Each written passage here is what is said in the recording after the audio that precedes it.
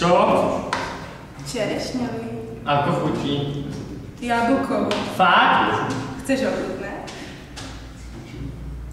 No.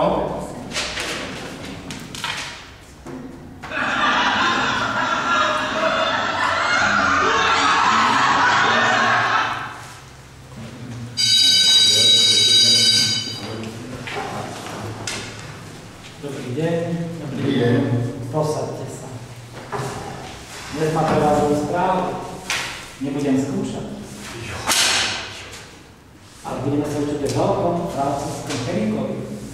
Jeho meno je Lavoisier. A objavil jeden veľmi dôležitý prírodný zákon. Viete, aký to je? Zákon. Zákon hmotnosti?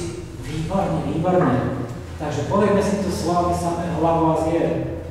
Nič sa nestráca, nič nové nevzniká, všetko sa pretvára. Ale vy sa učíte po francúzsky. Vie mi to niekto z vás preložiť? Trinica. René nesie Perrier, nesie crème, tu se trapose. A čo ti šíbe? Je to rien ne se perd, rien ne se crée, tout se transforme.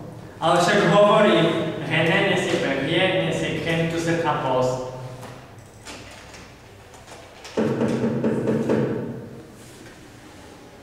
Dobrý deň. Dobrý deň. Čo sa ti stalo? Bola tam hudba. Čo?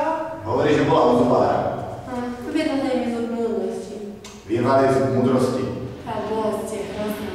Už vrajte to, že som vodná. A tak vy sa to francúzsku učíte u zubára.